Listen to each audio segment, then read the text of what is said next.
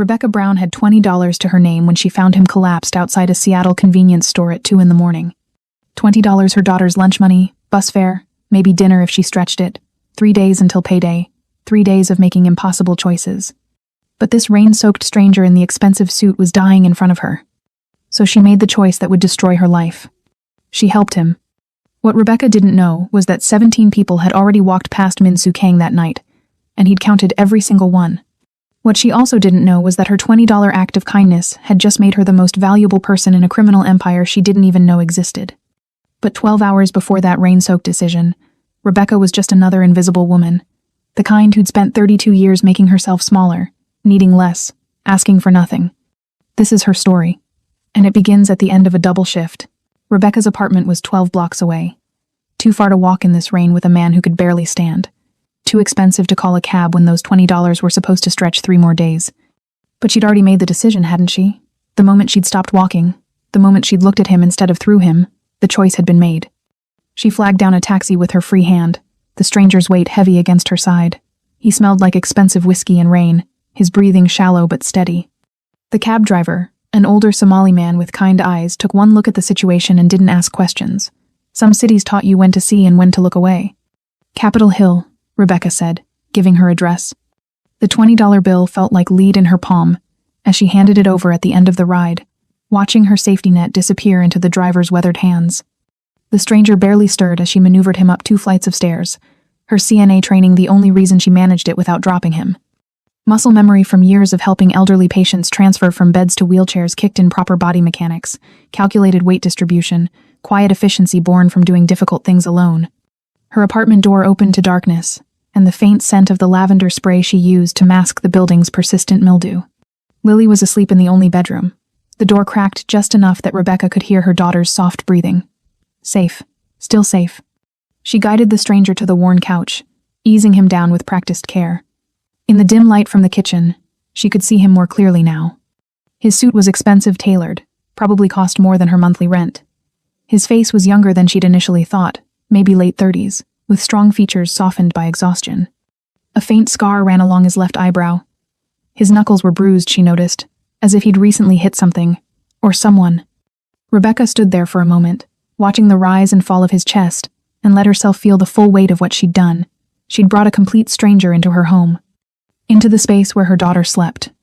The smart thing, the safe thing would have been to keep walking, to let him be someone else's problem. But Rebecca had been someone else's problem her entire life. The daughter her parents couldn't quite afford. The wife her husband couldn't quite love. The employee hospitals worked to the bone but never quite valued enough to promote.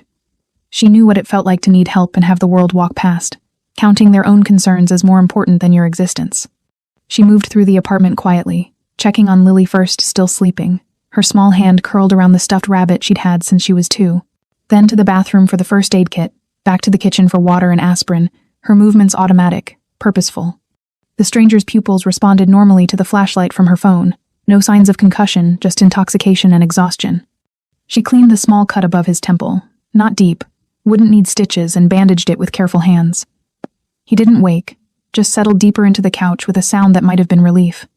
Rebecca sat in the mismatched armchair across from him, her floral gown still damp from the rain, and watched this man who'd somehow become her responsibility. Outside, Seattle's rain continued its steady rhythm against the windows. Inside, the apartment was silent except for 2 people breathing, one in exhausted sleep, one in quiet vigilance. She thought about the $20, about Lily's lunch tomorrow, about the ramen in the cupboard, and whether she could make it stretch another way. About whether her coworker Janet might lend her $10 until Friday, or if asking would finally confirm what Rebecca already knew, that everyone saw her struggling and had collectively decided it wasn't their concern. The stranger shifted, his hand falling to the side, and something slipped from his jacket pocket. A business card, simple and elegant. No company name. Just a name, Min Soo Kang, and a phone number in clean, understated font. Rebecca picked it up, turned it over in her hands. She didn't know that name, didn't recognize it from anywhere. But somehow, holding that card, she felt the first whisper of understanding that this night had set something in motion she couldn't take back.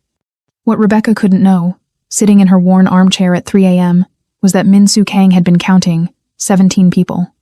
17 opportunities for someone to prove that humanity still existed outside transactions and obligations. 17 failures before her. And now, in her small apartment that smelled like lavender and old building, with her daughter asleep 10 feet away and her last $20 gone. Rebecca Brown had just become the answer to a question Min-soo had stopped believing had an answer. By morning, nothing would ever be the same. Morning light filtered through Rebecca's thin curtains, turning the small living room golden and exposing what the darkness had hidden. A scene that should have terrified her. A strange man on her couch. Her 7-year-old daughter awake, sitting cross-legged on the floor just 3 feet away from him, drawing in her notebook with purple crayon. Rebecca froze in the doorway, still wearing her scrubs from the night shift she'd somehow made it to after 2 hours of restless sleep. Her heart hammered against her ribs, every maternal instinct screaming danger. But Lily looked up at her with that frank, fearless curiosity only children possess. "Mom, is he okay?" Lily whispered, gesturing at the stranger with her crayon. "You said he fell down, that he needed help." "That's right, baby." Rebecca moved closer, placing herself between her daughter and the couch, her body a shield even as her voice stayed calm. "We helped. That's what we do." Lily nodded, satisfied with this explanation, and returned to her drawing a purple house with a crooked door and flowers that looked like stars. The stranger stirred. His eyes opened slowly, adjusting to the light, and for a moment he looked confused, disoriented. Then his gaze found Lily first, taking in the small girl with her notebook and crayons, then moved to Rebecca standing protectively nearby, and something shifted in his expression. Not alarm. Not quite recognition. Something softer, more fragile.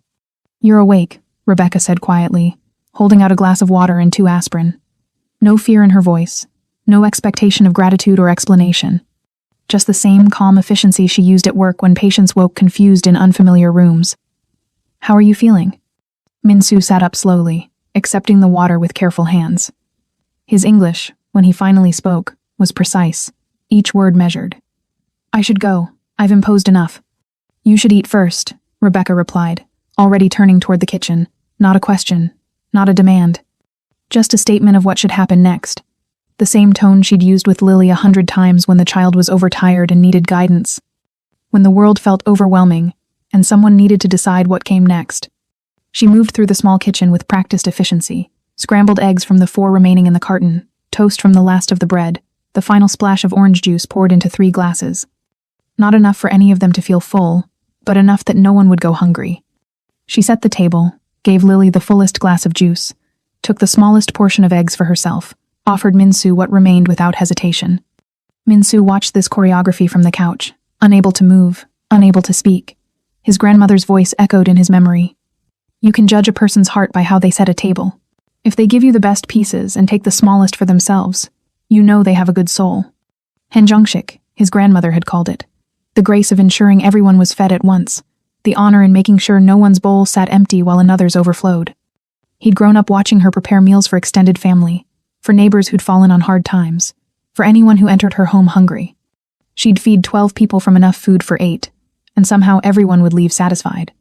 He hadn't experienced that kind of care in 20 years. Not since she died. Not since the world taught him that everything, every meal, every gesture, every moment of kindness came with a price. "Come sit," Rebecca said, and Lily bounced to the table immediately, her small legs swinging beneath her chair.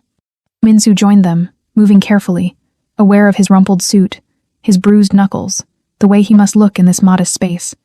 He watched Rebecca help Lily cut her toast, watched her take the smallest bites of her own food, watched her glance at him to make sure he was eating. "I'm Min-soo," he offered quietly, testing if his name meant anything to her, waiting for the flash of recognition, the shift in demeanor that always came when people realized who he was. "Rebecca," she replied, sipping her juice. "This is Lily." "Hi," Lily said through a mouthful of eggs. "Do you like dogs?" "I want a dog, but Mom says our apartment doesn't allow pets. Do you have any pets?" Min-soo blinked, caught off guard by the child's directness. No pets." "That's sad," Lily announced with the grave certainty of 7-year-olds. "Everyone should have something to take care of." The words hung in the kitchen like something prophetic. Min-soo looked at this little girl with her crooked ponytail and her purple crayon drawings, and felt something crack in his chest, the same thing that had cracked last night when Rebecca stopped walking, when she chose to see him, instead of looking away. When breakfast was finished, Min-soo reached for his wallet. His movements were deliberate, practiced the gesture of a man accustomed to resolving debts with money. "Please, let me pay you back, for the cab for—" "No," Rebecca said simply, gathering plates. "You needed help. I helped. That's all. I must owe you something. You don't owe me anything. She met his eyes then, and Min-soo saw something there he couldn't name. Not pity, not pride. Just a quiet certainty that kindness didn't require repayment. Sometimes people just need help, and sometimes other people help them. That's how it's supposed to work. Min-soo stood, straightening his wrinkled suit, feeling the weight of her words settle into places he'd thought were numb. Thank you, he said, and meant it in ways he couldn't articulate. For seeing me. Rebecca tilted her head slightly, puzzled by the phrasing but not questioning it. You're welcome. At the door, Min-soo paused. He pulled out a business card, simple, elegant, just his name and a number, and placed it on the counter by the door. If you ever need anything, call. Then he was gone, disappearing down the stairwell, leaving Rebecca standing in her doorway with a daughter asking if the nice man would come back and a business card that raised more questions than it answered. What Min-soo couldn't tell her, what he'd never told anyone, was that he'd just experienced something more valuable than any transaction he'd ever made. He'd been cared for without contract, fed without obligation, seen without fear. And somewhere between the scrambled eggs and the purple crayon drawings, Min-soo Kang realized he'd found something he hadn't been looking for. Something worth protecting. 3 days later, the International District Market bustled with its usual Saturday morning chaos. Korean grandmothers argued over the price of dried anchovies in rapid hangul. The smell of fermenting kimchi drifted from open storefronts, mixing with the sweet scent of fresh-baked pastries from the Japanese bakery on the corner.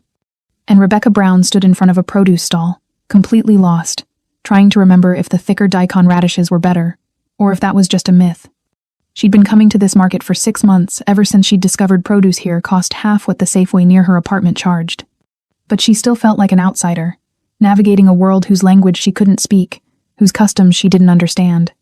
She picked up one radish, then another, feeling their weight, knowing she was guessing and hoping she guessed right. The medium ones, a voice said behind her. Thick ones are woody in the center. Rebecca turned, and there he was, Min-soo, but transformed, no longer the rain-soaked stranger on her couch, but composed, put together. Dark jeans, a charcoal sweater that probably cost more than her monthly grocery budget, hair styled back from his face. He looked like he belonged here, comfortable in a way she'd never felt in this market. Oh, she said, startled. A small smile touched her lips, genuine, unguarded. Thank you. I never know what I'm doing here. You shop here often? Min-soo asked, his hands in his pockets, his posture relaxed but his eyes alert, taking in everything, the bags under her eyes, the worn jacket, the careful way she was calculating prices before touching anything. When I can.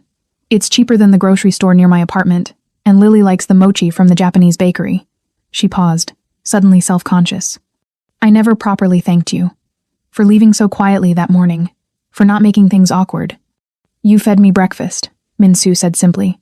You treated me like a person, not a problem. There's nothing awkward about kindness. Something in his phrasing made Rebecca look at him more closely.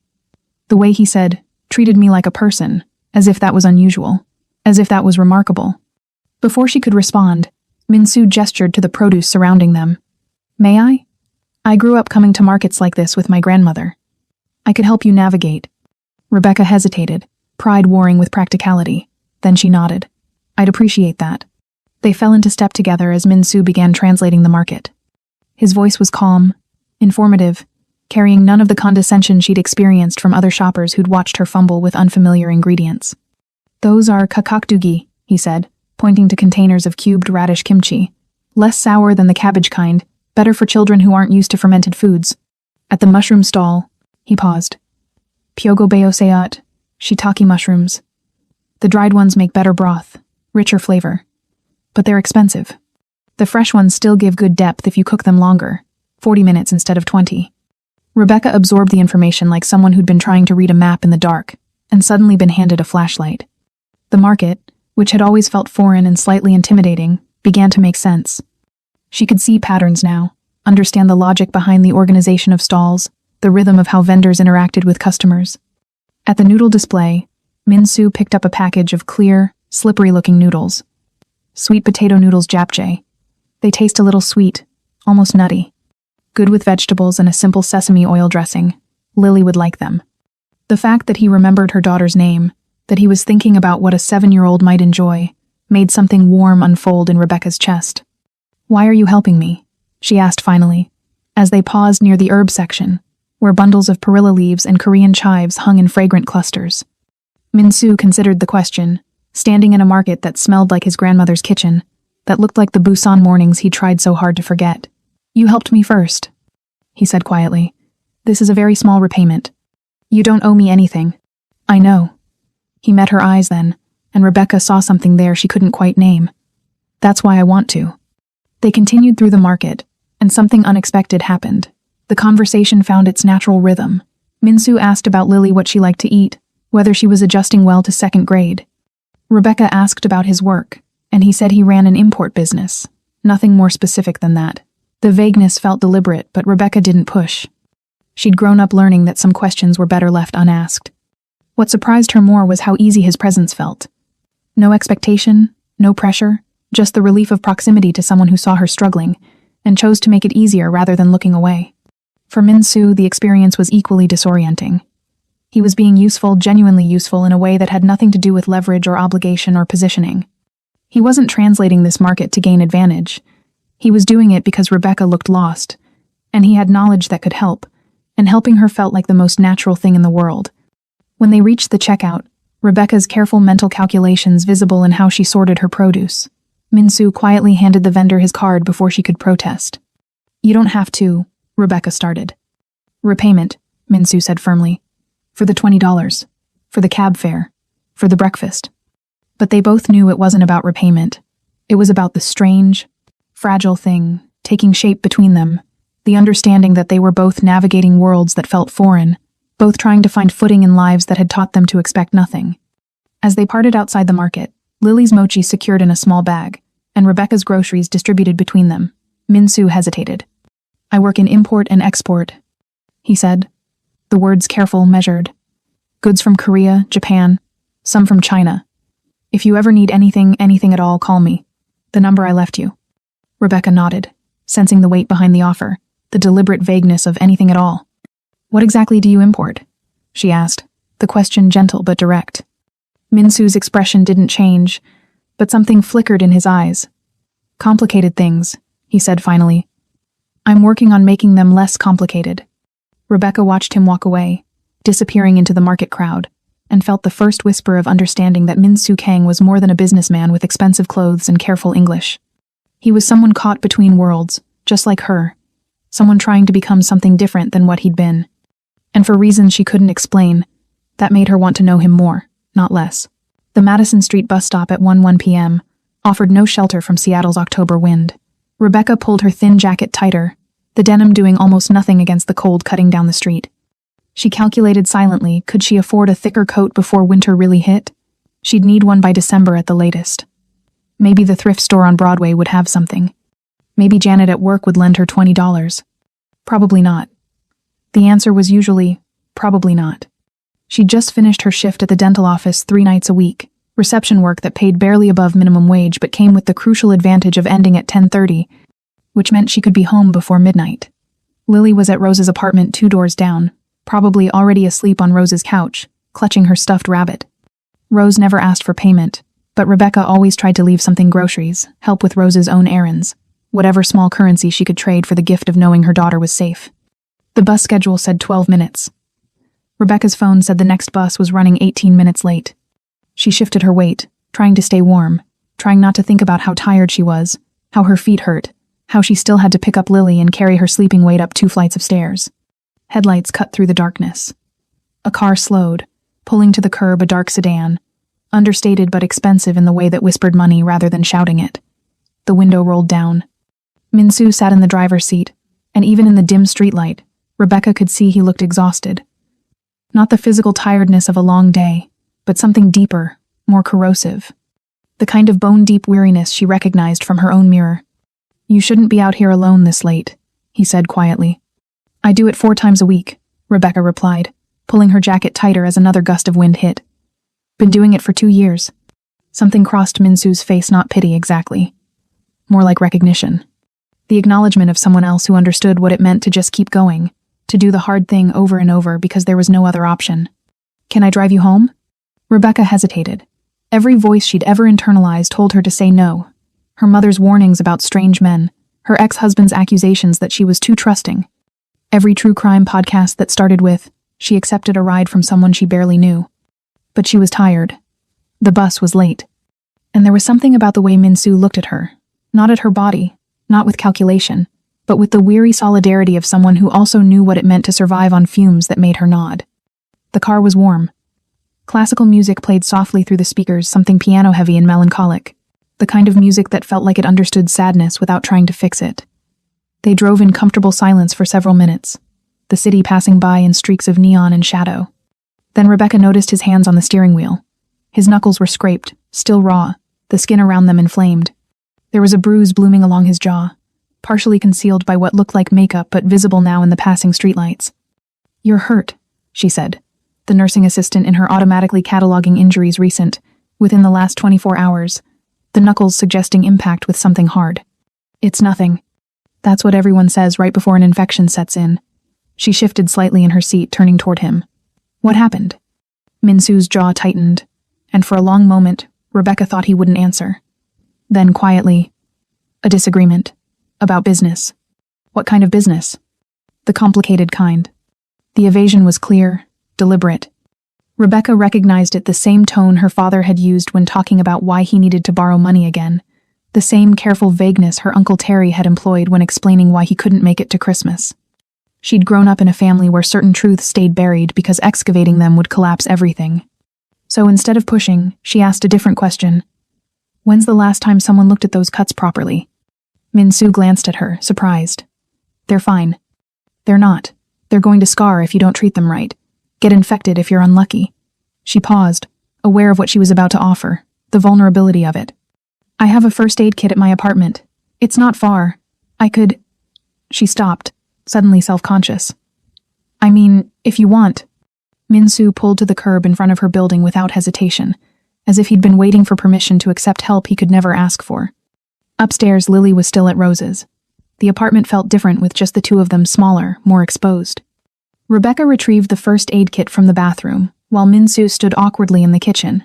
This man who'd been so composed at the market, now uncertain of where to put his hands, how to hold himself in this intimate space. "Sit," Rebecca said gently, pulling out a chair. She worked with the clinical efficiency she'd learned from years of CNA training, cleaning the abraded knuckles with steady hands, her touch careful but not tentative. Min-soo sat perfectly still, watching her face as she worked, noting the concentration in her eyes, the small furrow between her brows when she found a deeper cut than she'd expected. "You're good at this," he said quietly. "I do it for a living, just usually with people in their 80s, not their 30s. She dabbed antibiotic ointment on the worst of the scrapes. "I mean, you're good at taking care of people." Rebecca's hands stilled for just a moment. "It's what I know how to do." "Do people take care of you?" The question landed in the small kitchen like something fragile and dangerous. Rebecca resumed working, wrapping gauze around his knuckles with practiced movements. But Min-soo saw the answer in the tightness around her mouth, in the way she didn't respond immediately. "They should," he said, so softly it was almost to himself. Rebecca finished bandaging his hand, but neither of them moved. The kitchen light hummed overhead. Outside, rain began its familiar rhythm against the windows. And in the small space between them, something shifted, not romantic, not yet, but a recognition of two people who'd been holding themselves upright for so long they'd forgotten what it felt like to lean. "What kind of complicated business are you in, Min-soo?" Rebecca asked finally, not looking up from his bandaged hand still resting in her palm. Min-soo looked at her, this woman who'd given him her last $20, who'd brought him into her home, who'd fed him and asked for nothing, who was touching him now with more genuine care than anyone had shown him in a decade, and felt the performance crack further. "The kind I'm trying to leave," he said. It wasn't the whole truth, but it was more truth than he'd spoken aloud in years. The envelope arrived at the dental office on a Tuesday afternoon, delivered by courier during Rebecca's lunch break. It was addressed in careful handwriting, precise, elegant strokes that suggested someone who'd learned English script as a second language and mastered it through discipline rather than instinct. Rebecca opened it in the break room, alone except for the humming refrigerator and the coffee maker that had been broken for 3 weeks. Inside was a cashier's check and a note card, cream-colored, expensive. Her hands began to tremble as she read the number on the check. $2,000. $2,000 made out to Rebecca Brown, dated that morning, real and impossible in equal measure. The note was shorter, written in that same careful hand. "For the $20, with interest and gratitude. MS." Rebecca sat down heavily in the plastic break room chair, the check still clutched in her shaking fingers. $2,000.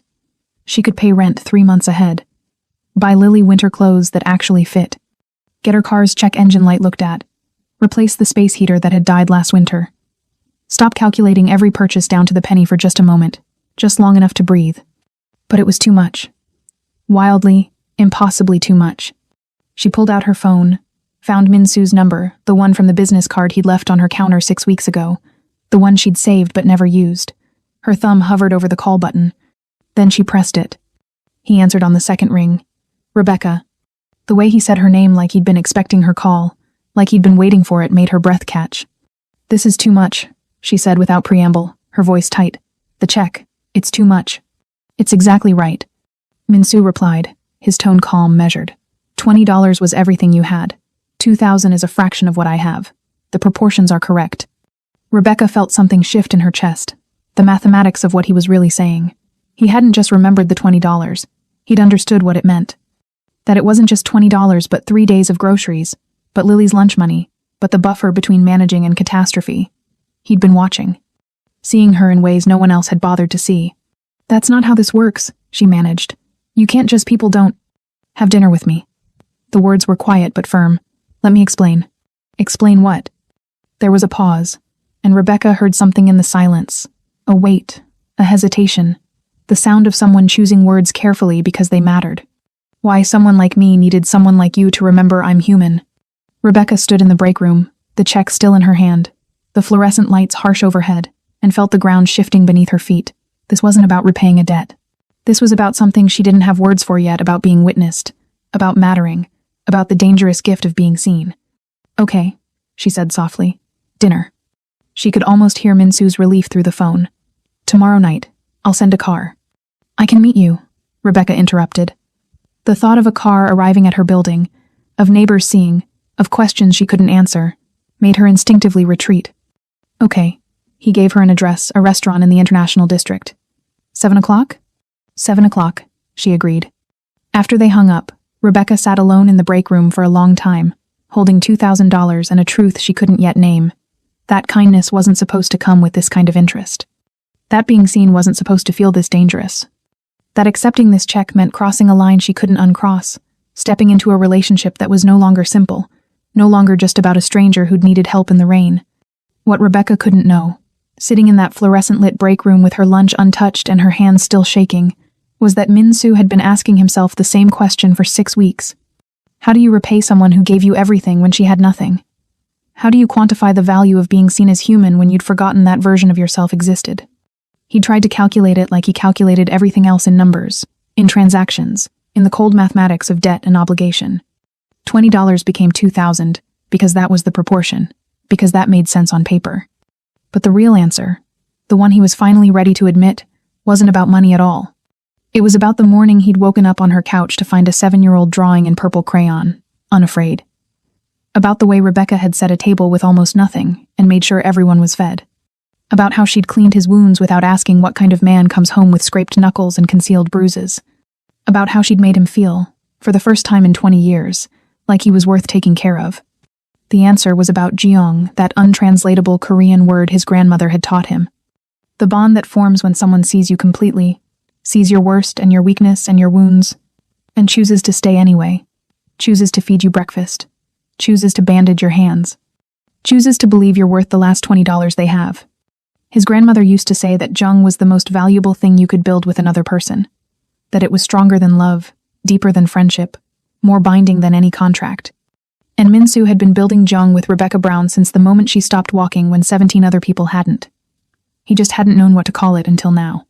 Tomorrow, at dinner, he would try to explain. He would tell her about his grandmother, about the concept of caring for people not because you owed them but because their humanity called to yours.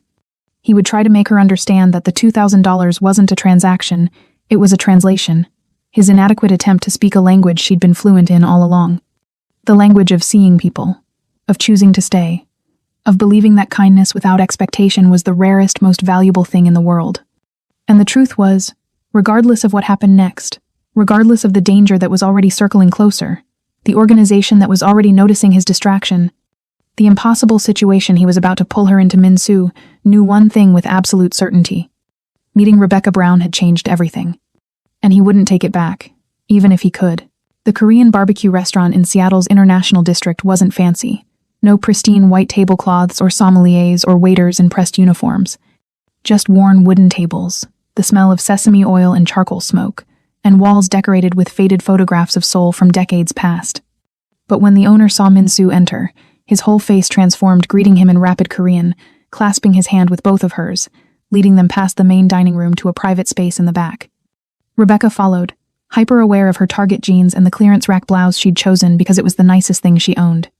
Hyper-aware of the chasm between her world and whatever world Min-soo inhabited, where restaurant owners greeted him like family and private rooms appeared without asking. The room was small, intimate, a low table, cushions on the floor, a built-in grill already warming in the center. Min-soo gestured for her to sit, and she did, awkwardly folding her legs, watching as he moved with practiced ease into the cross-legged position that suggested he'd done this 1,000 times. Then the food began arriving. Small plates banshan. Min-soo called them, covering every inch of the table. Kimchi, pickled vegetables, seasoned spinach, fish cakes, marinated tofu. Then meat for the grill, beautifully marbled. Steaming bowls of soup. More food than 2 people could possibly eat, presented with the care of a gift rather than a transaction. My grandmother used to say you could judge a person's heart by how they set a table, Min-soo said, watching Rebecca's eyes widen at the abundance. He reached for the tongs, began arranging meat on the grill with practiced movements. If they gave you the best pieces and took the smallest for themselves, if they made sure everyone's bowl was full before they served themselves, you knew they had jong. What's that? Rebecca asked softly. Min-soo was quiet for a moment, turning meat on the grill, choosing his words with the care of someone translating concepts that didn't quite fit into English. There's no direct translation. It's affection that comes from shared experience, emotional intimacy, the bond that forms when someone sees you completely and chooses to stay anyway. He paused, his dark eyes finding hers across the table. You have jong, Rebecca. I saw it that first morning, the way you fed your daughter first, me second, yourself last. The way you gave without expecting anything back. Rebecca looked down at her hands, uncomfortable with being seen so clearly. That's just being a mother. No, Min-soo said quietly, firmly. That's who you are. Being a mother is part of it, but jung that comes from your soul, not your circumstances. He placed the first pieces of cooked meat on her plate, the best cuts, the most tender pieces before serving himself. And Rebecca recognized the choreography, the same one she'd performed in her own kitchen with scrambled eggs and the last of the orange juice. The grammar of care that transcended language. My mother died when I was young, Min-soo continued, his voice steady but carrying weight. My father worked in warehouses after we came to Seattle. Worked himself to exhaustion trying to build something for us. He died in a forklift accident when I was 11. They said it was operator error, but... He stopped, turned meat that didn't need turning. The men who came to the funeral, they called themselves Hyung, older brother. They said they would take care of me, that my father had friends who wouldn't let his son go hungry. Rebecca listened, not touching her food, understanding she was hearing something true and costly. They did take care of me, Min-soo said, paid for school, made sure I had clothes, food, a place to live. But nothing was free. Everything was a loan, collecting interest. And the work they gave me to repay them, it wasn't the kind that builds a legitimate life. By the time I was 25, I was too valuable to let go. They'd invested too much, taught me too much, trusted me with too much. The trap was already closed. What kind of work? Rebecca asked gently. The kind that taught me care was transactional, Min-soo replied, meeting her eyes. The kind that made me forget people could give without expecting something back. That's why that night, the night you found me, I'd counted 17 people. 17 chances for someone to prove I was wrong about humanity. That somewhere, kindness still existed without calculation. Why were you there? Rebecca's voice was barely above a whisper. Why were you like that? Min-soo set down the tongs, his hands still for the first time since the food had arrived. I run an import business. Legitimate, legal, profitable. But it started with money from people who don't care about legitimacy. And those people, they still think they own me. They still ask for favors, for access, for proof of loyalty. And when you say no enough times, they remind you what happens to people who forget where they came from. He looked up at her then, and Rebecca saw something in his eyes. She recognized from her own mirror the exhaustion of someone trying to escape a past that had teeth, that wouldn't let go. That night, I'd had a conversation with someone I once trusted. Someone who made it very clear that leaving isn't an option they're willing to accept. I don't usually drink, but that night I wanted to forget who I was for a few hours. His voice dropped lower. And then you appeared. You gave me your last $20 and didn't even ask my name. You brought me into your home, let your daughter near me, fed me like I mattered. Like I was just a person who needed help, not a... He stopped. Couldn't finish. Rebecca reached across the table before she'd fully decided to do it, her hand covering his. Minsu looked down at their joined hands, her fingers work rough and calloused, his scarred across the knuckles, and felt something break open in his chest. I'm not a good man, Rebecca. I've done things you wouldn't forgive if you knew. I've done things I haven't forgiven myself for, Rebecca replied quietly. I stayed in a marriage that made me disappear. I let my daughter watch me become invisible. I accepted being treated like I didn't matter, because I believed I didn't. So I'm not interested in good or bad. I'm interested in truth.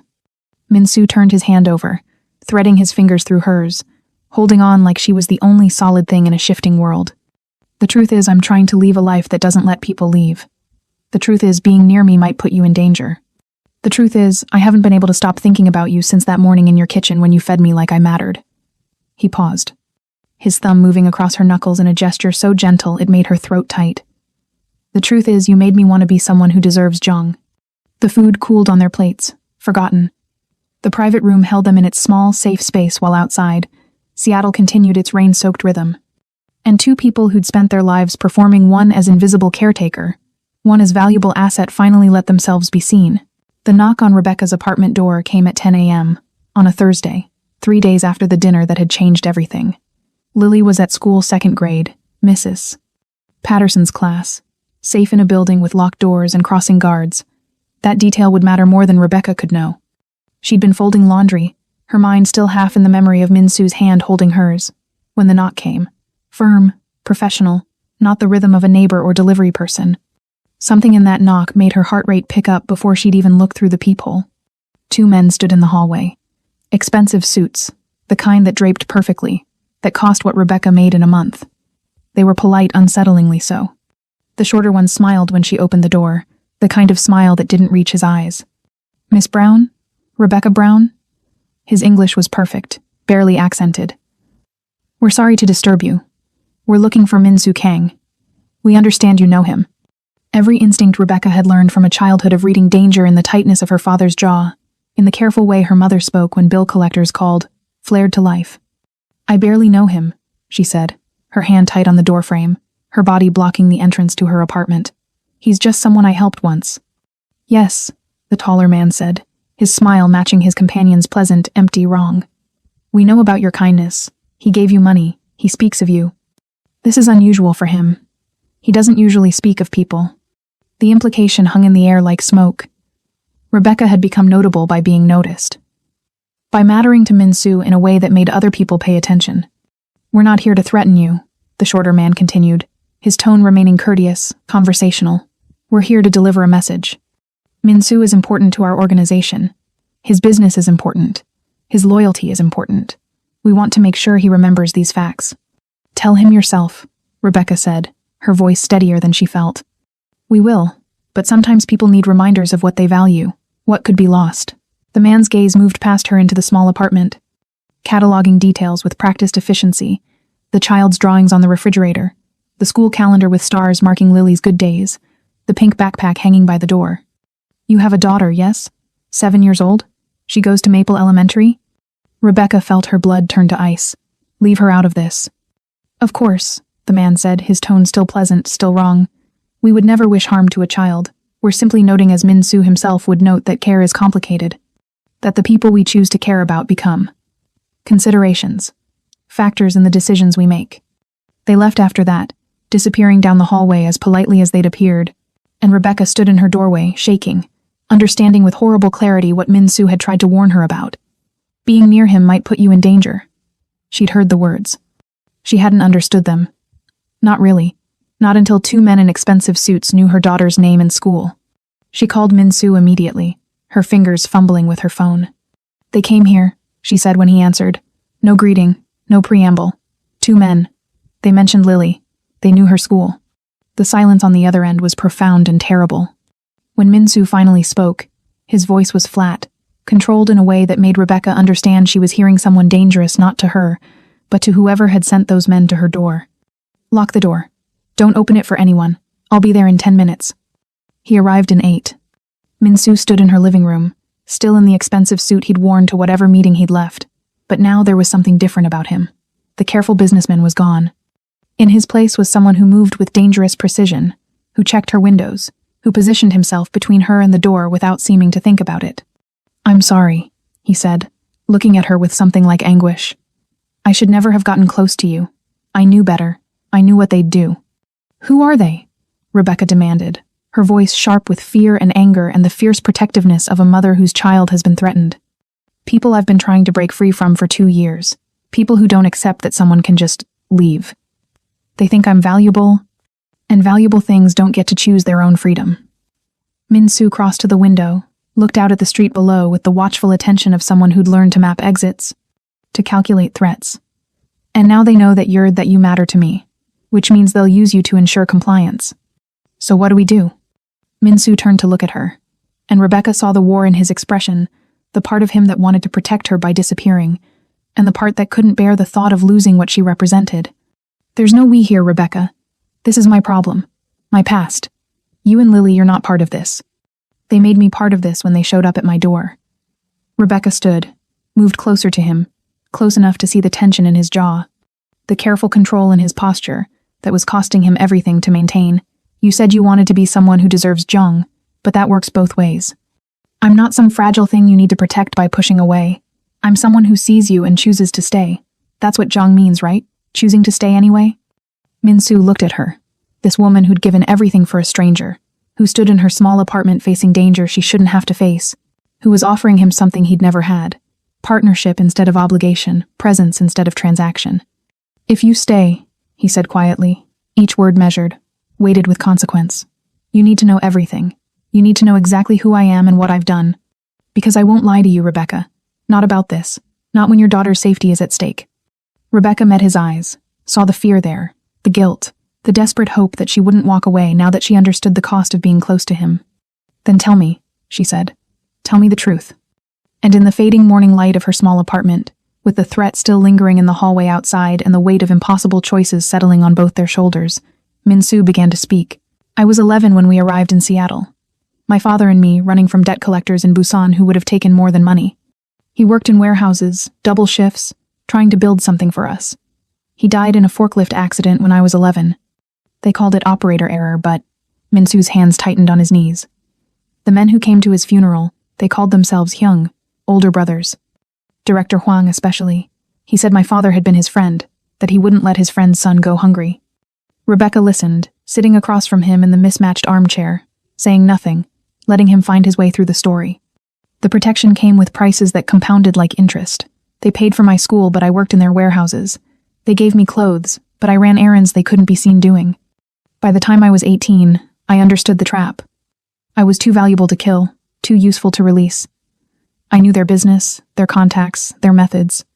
I'd become exactly what they needed, someone educated enough to appear legitimate, loyal enough to be trusted, desperate enough to never ask questions."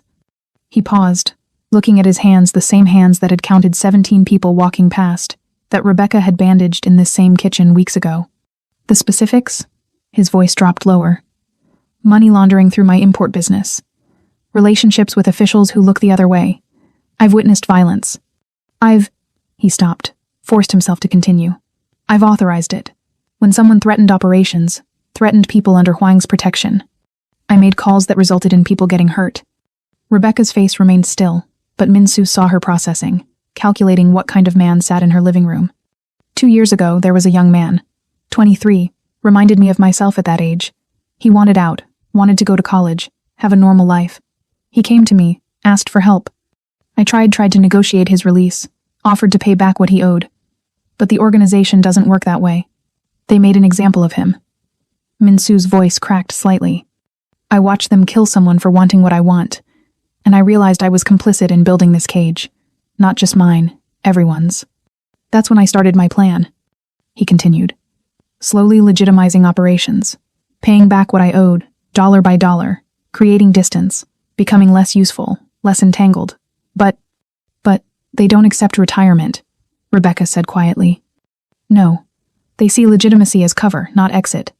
And recently, they've been testing my loyalty, pushing me to expand, to run new operations, importing more than goods. Things I've refused to touch. He looked up at her. The men who came here? They work for Director Huang, the elder who adopted me, who gave me everything, who also took everything. What does he want from you? Minsu's jaw tightened. He wants me to run an operation bringing people across borders. Workers will be trapped the same way I was. And if I refuse, he'll hurt the people I care about until I comply. He paused. He knows about you now. About Lily. That makes you leverage. Rebecca was silent for a long moment, her mind working through scenarios, calculating risks the way she calculated grocery budgets. What could she afford to lose? What was non-negotiable? I need to think about Lily, she said finally. I need to think about what's right for her. You should, Minsu replied immediately. You should take her and disappear. I can give you money, set up protection, make sure. That's not what I said. Rebecca's voice was firm. I said I need to think. I didn't say I was leaving. Minsu looked at her, confusion and hope warring in his expression. Running doesn't solve the problem, Rebecca continued, leaning forward. They know about us now. They know where I live, where Lily goes to school. Disappearing just makes us easier targets, because you won't be there. She paused. What if we don't run? What if we find another way? There is no other way. Minsu's voice carried the exhaustion of someone who'd examined every angle, every possibility.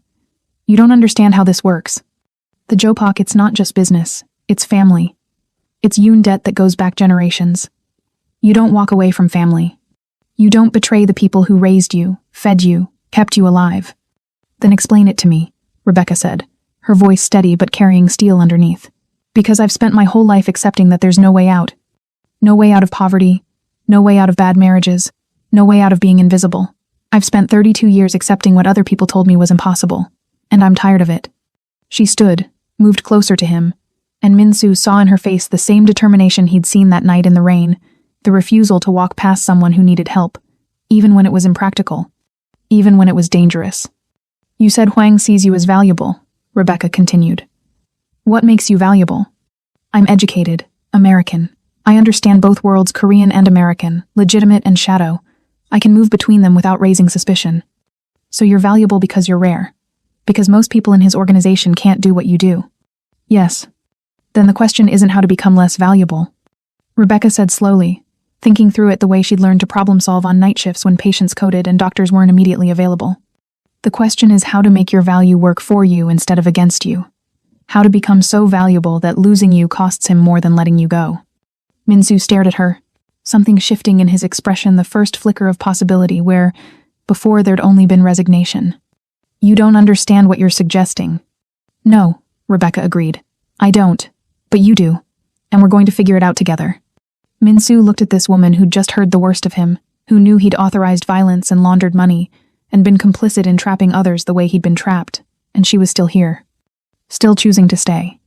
Still believing that impossible didn't mean unchangeable. Why? He asked, his voice barely above a whisper. Why would you risk everything for this? For me? Rebecca reached out, took his hand the way she had at dinner, her work-rough fingers threading through his. Because you made me feel seen for the first time in my life.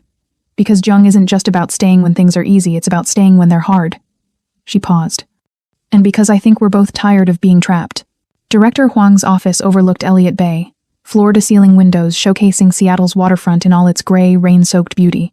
The view was deliberate, a reminder to anyone who entered of how much he owned, how far his reach extended across this city that had once been foreign and was now his domain. Minsu stood before the man who'd raised him, the man who'd given him everything and taken everything in equal measure, and knew this conversation would determine whether Rebecca and Lily had a future. Whether he had a future? It had been a week since the men had visited Rebecca's apartment. A week of silence, of Minsu not returning calls, not appearing at meetings. A week that Huang had allowed because he understood that sometimes lessons needed time to settle, that sometimes the best pressure was the anticipation of consequences rather than consequences themselves. Minsu ya, Huang said, using the affectionate diminutive reserved for family, for sons. His Korean was formal, tinged with the Busan accent they both carried. Sit, we need to talk. Minsu remained standing. A small rebellion, but one Huang noted with the raise of an eyebrow. I raised you better than this. Huang continued, Switching to English a reminder that he'd adapted, that he'd learned this country's language and customs while never forgetting where he came from. You don't refuse family. You don't ignore calls from your elders. You don't let distractions compromise your judgment. She's not a distraction, Min-soo said quietly. No? Huang leaned back in his leather chair, fingers steepled. Then what is she? This woman you've given money to, spent time with, spoken of in ways that make my people nervous. What is she to you? Min-soo chose his words carefully, knowing everything depended on the next few minutes. She reminded me why we came here. Why my father worked himself to death. Why you built what you built. We came to America for a future, Abioji. For our people to have opportunities. But somewhere along the way, we forgot that future isn't just about profit. It's about building something that lasts. Something clean. Huang's expression didn't change, but Min-soo saw the flicker of interest. The old man valued tradition, valued the idea of legacy. The operation you want me to run, Min-soo continued. I'll do it, but through my legitimate business, with conditions, proper documentation, legal channels where possible. It takes longer, yes, but it protects us, makes us untouchable in ways violence never could. You want to go slower when I'm telling you to move faster? I want to go smarter. The world is changing, Abioji. The old ways they work until they don't. Until one ambitious prosecutor decides to make a name for themselves. Until... Huang's phone rang, the sound cutting through the tension. He glanced at it, frowned, answered in rapid Korean. Min-soo watched his face change, the careful control giving way to something harder, more dangerous. When Huang hung up, his eyes were cold. It seems our rivals have been busy. They've approached 3 of our business partners, suggesting our organization is weakening. That our people are more interested in American women than protecting our territory. Min-soo felt his stomach drop. This was worse than he'd imagined. Personal complications becoming organizational vulnerabilities. They're using your distraction as proof, Huang said. Testing boundaries, threatening territory we've held for 15 years.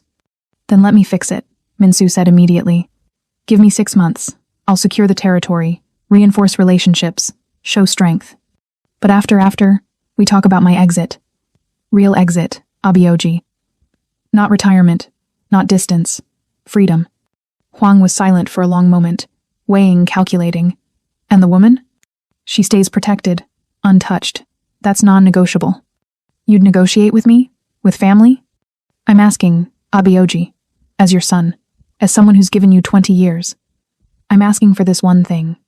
Rebecca was restocking supplies at the nursing home when her phone rang. Lily's school. Her heart immediately kicked into a different rhythm, the primal fear of every parent receiving an unexpected call. Miss Brown, this is Principal Morrison. Everything's fine, but someone came by asking about Lily today. Said they were a family friend, wanted to confirm her schedule. Our secretary followed protocol, didn't give information, but I thought you should know. Rebecca's hands went cold. What did they look like? Asian gentleman, well-dressed, very polite, but something felt... Rebecca didn't wait for her to finish. She called the number Min-soo had given her, not his personal cell, but another number, for emergencies.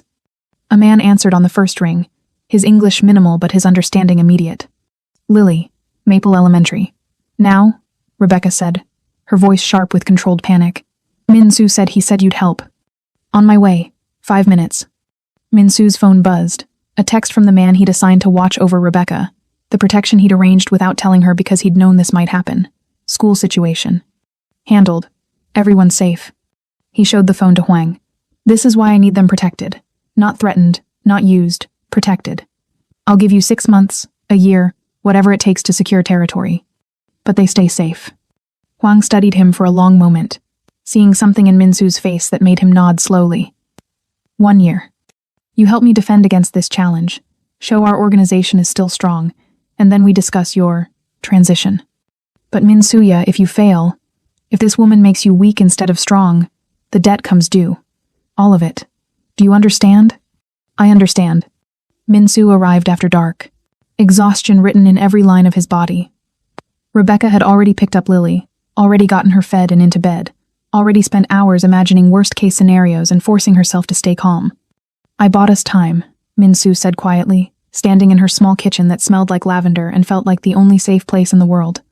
But I had to make promises that take me backward. Deeper into the organization, not away from it. How long? Rebecca asked, her voice steady despite the fear curling in her stomach. 6 months, Maybe a year. There's a territorial challenge. Rivals testing boundaries. I have to help Huang secure it, prove I'm still loyal, still valuable. He paused, looked at her with something like anguish. You can still leave. Take Lily somewhere safe, somewhere I can't touch you, where they can't use you against me. Rebecca moved closer, placed her hand over his heart, felt it beating too fast. I gave you $20 when I had nothing. I'm not abandoning you now that things are hard. Rebecca, we do this together, she said firmly. Whatever it takes. You protect us, we protect you. That's how Zhang works, right? Partnership, not rescue. Something broke in Min-Soo then the last wall, the final performance. He pulled her close, buried his face in her hair, and let himself shake with the relief of not being alone, of having someone choose to stay when leaving would be smarter, safer, easier. When he kissed her, it was tender and desperate and full of fear and hope in equal measure, a kiss earned through months of slow building, through emotional intimacy rather than physical attraction, through seeing each other's worst and choosing to stay anyway. Mom? Lily's sleepy voice came from the bedroom doorway. Is Min-Soo staying for breakfast? They broke apart, and Min-Soo looked at the 7-year-old in her unicorn pajamas, asking the question that contained multitudes. Yes, Rebecca said softly, looking at Min-Soo, making the choice that would change all their lives. He's staying. Min-Soo looked at Rebecca in the dim light of her kitchen, this woman who'd seen his worst and chosen to stay, and realized something terrifying: he'd spent 20 years building walls to stay alive, and she'd dismantled them with simple kindness. Now he had something more dangerous than enemies. He had something to lose. Rebecca had given her last $20 to a stranger in the rain, expecting nothing in return. What she received instead was a man trying to find his way out of darkness, a daughter who finally felt safe around a father figure, and a love that was more terrifying than any threat because it was real. Min-Soo had spent 20 years believing freedom meant being alone.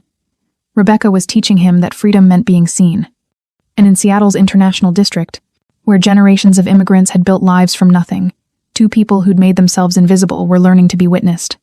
The journey from $20 to forever was just beginning, and it would cost them everything they had.